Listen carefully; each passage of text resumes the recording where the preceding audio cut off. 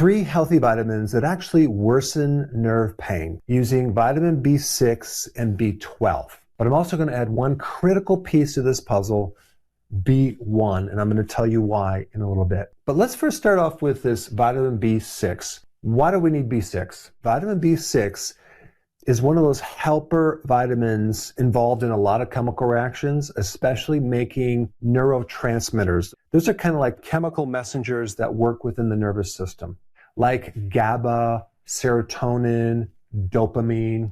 B6 is really crucial in nerve transmission, the ability to communicate through the nervous system. In order for B6 to work, it has to be converted through the liver to this active form called P5P. So the wrong type of B6 or the wrong dosage can create the same damage of something you're trying to heal. The biggest reason why B6 is toxic to people is how it accumulates in the body.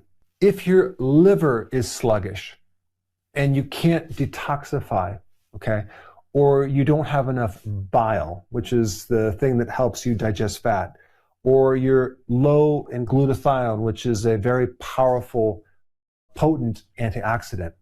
What happens is the B6 kind of floats around in your blood and it never gets converted to the active form. So then you go to the doctor and you check your B6 levels and they're like super high, or maybe sometimes they're even normal, yet you're very deficient in vitamin B6 because you didn't have this conversion and it just backs up into the blood. The unmetabolized B6 is creating the toxic feeling that you feel, which affects the nervous system. But I just want to also mention there's a couple other things that can block this conversion. If you have inflammation in the body, if you have blood sugar issues, if you have low magnesium, it won't make this conversion. Now let's talk about B12. B12 is involved in making the myelin sheath around the nerves. B12 is also involved in helping make your DNA. And unfortunately, most B12 supplements are in this synthetic form right here called cyanocobalamin. Cyanocobalamin contains a cyanide molecule, okay? But cyanide in itself, with the amounts that you would get from taking this, is so tiny, your liver can very easily detoxify it. So it's really not the cyanide that's creating the problem. The problem is it's useless unless it converts to this form right here, methylcobalamin. And I'm going to introduce this new thing to you. It's called methylation. You need methylation to convert this to this. And a lot of people have a genetic issue with methylation. And so this conversion doesn't really occur.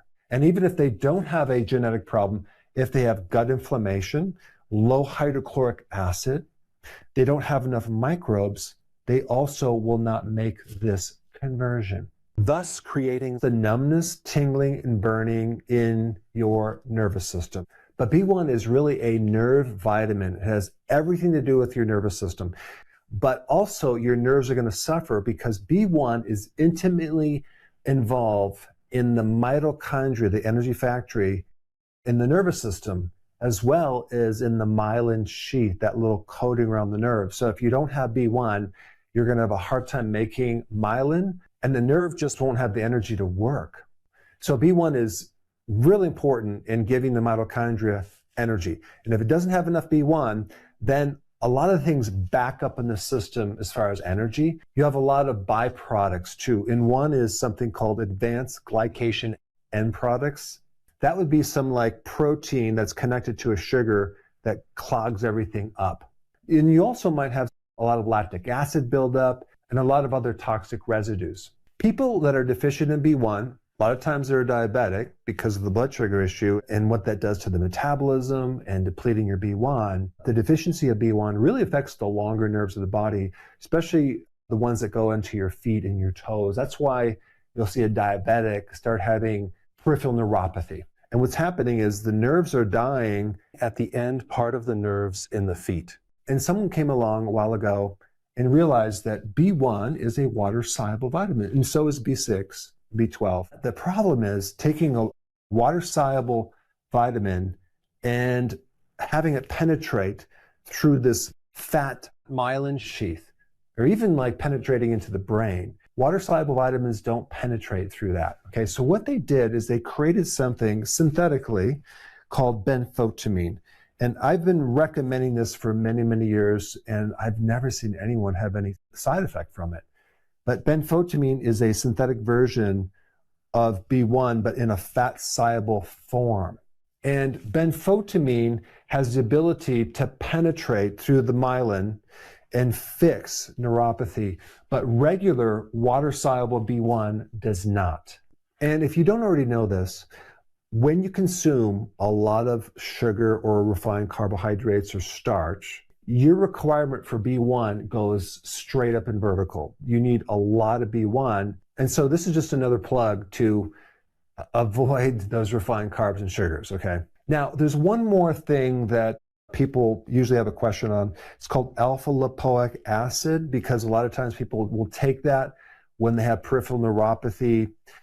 If you just take this by itself, it might make you feel a little bit better. It's a very powerful antioxidant. It helps to build other antioxidants as well. But alpha lipoic acid also helps the mitochondria to work. And one of the really cool things it does is it helps improve insulin sensitivity.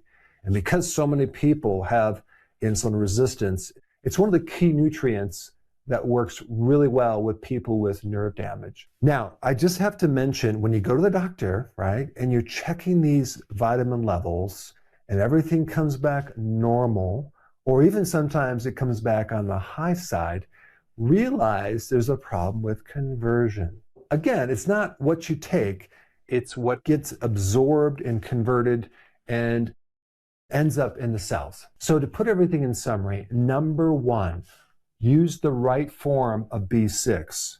Don't use the synthetic version, use the P5P. And for B12, use the methylcobalamin, not the cyanocobalamin, okay? And for B1, take natural benfotiamine, number 2.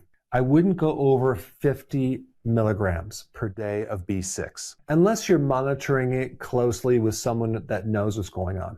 Now, number 3 is very important. Now, I did mention bile, just a little bit on bile, but bile is super important in this whole conversation. Bile is like the dish soap that breaks down the fat-soluble nutrients and carries out the toxins.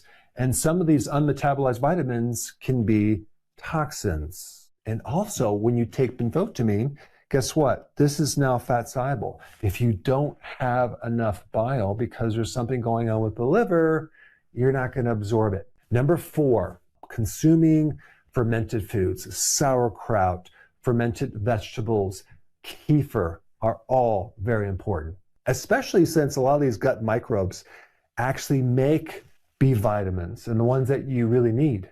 Number 5, you want to make sure that you balance your insulin and it's not too high. High insulin creates insulin resistance, and that blocks the absorption of one of the most important cofactors involved in all of this, which is magnesium. People that have insulin issues are nearly always deficient in magnesium because of that.